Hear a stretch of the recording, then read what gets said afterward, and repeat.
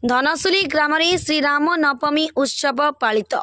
कलाहांडी जिला जयपाटना ब्लॉक अंतर्गत धनसुली ग्राम पंचायत श्री जगन्नाथ मंदिर रे आज श्रीराम नवमी उत्सव पालित होउछि। श्री विष्णु जेबे पृथ्वी पृष्ठ अन्याय अत्याचार पृथ्वी बढ़ी चले से समय पापर विनाश करने श्री विष्णु भगवान नूतन अवतार धारण कर आसती। आज चैत्र शुक्ल पक्ष रविवार एप्रिल 6 तारिख 2025 रविवार दिन विष्णु भगवान 10 अवतार भितर सप्तम अवतार हेउछि श्री रामचंद्र अवतार।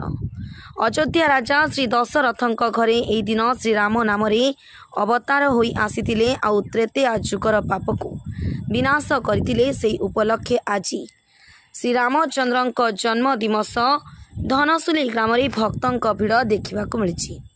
शह शह भक्त उपस्थित रही धूमधाम रे रैली करी श्री जगन्नाथ मंदिर रे पहुंची प्रसाद सेवन करते।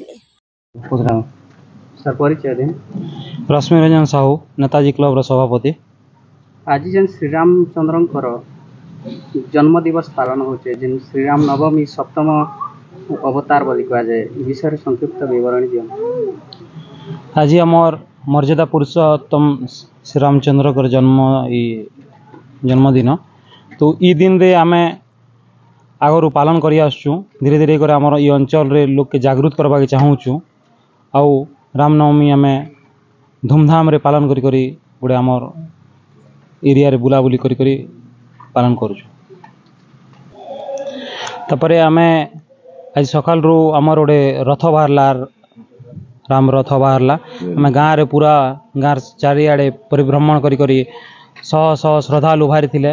आउ सबू समस्त घरे गोटे भक्तिभाव अच्छे। आउ समस्ते माँ माने काका दादा माने सब समस्ते बाहरी करी इन सहयोग करथिले। आउ लास्ट आमे आसिकर मंदिर रे पहुँची थिलु। आउ इन भोगर व्यवस्था कराई थिला। आउ एरिया रे पूरा समस्ते जागृत ही करी समस्ते आनंद उल्लास सहित आज एटा संपन्न होइछे। सर आपन परिचय।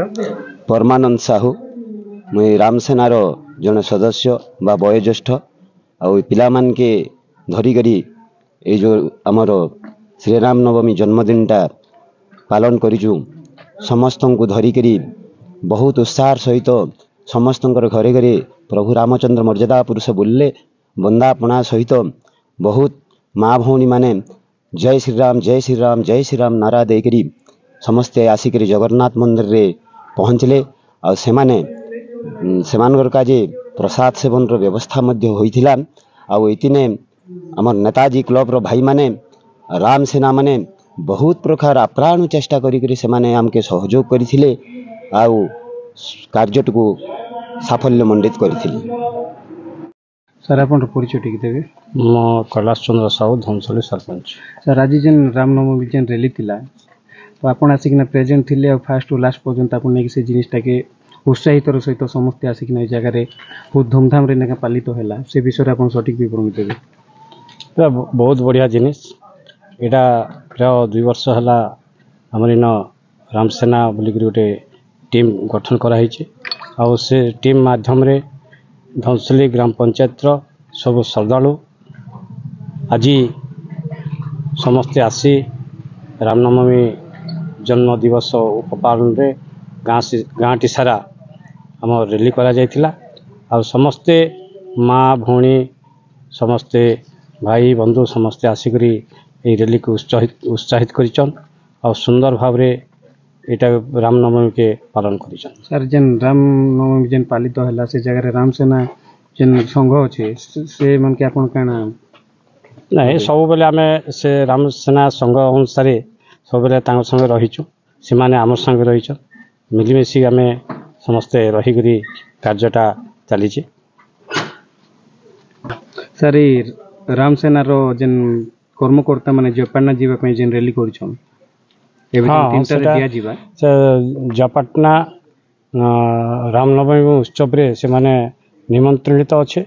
आउ गत वर्ष भी जाइथिले ए वर्ष भी हमर समस्ते दिन 3टा रे बाहरिबे आउ सेन शामिल होई करी तांको से उत्साहित करी करी आसबे।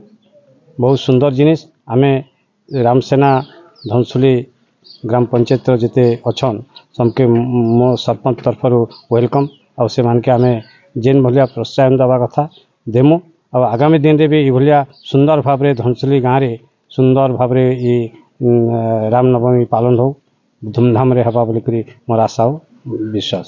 ସାର୍ ବହୁତ ବଢ଼ିଆ ଜିନିଷ ଏଇଟା ନୂଆ କରି ଗୋଟେ ଚାଲିଛେ 2 ବର୍ଷ ହେଲା ଏଇଟା ଶିଖିକରି ସମସ୍ତେ ଜନସାଧାରଣ ସାମିଲ ହେବା କଥା। ଆମେ ଯେହେତୁ ହିନ୍ଦୁ ପରିବାରରେ ଜନ୍ମଗ୍ରହଣ କରିଛୁ ହିନ୍ଦୀର ସମାଜ ଅନୁସାରେ ଏଇଟା ବାର୍ତ୍ତା ନିଶ୍ଚିତ ଭାବରେ ଦେବା କଥା ଆଉ ସମସ୍ତେ ଏଠି ସାମିଲ ହେବା କଥା। କଳାହାଣ୍ଡି ଜିଲ୍ଲାରୁ ବାବୁଲି ହରିଜନଙ୍କ ରିପୋର୍ଟ, ଫାଷ୍ଟ ନ୍ୟୁଜ୍ ଓଡ଼ିଶା।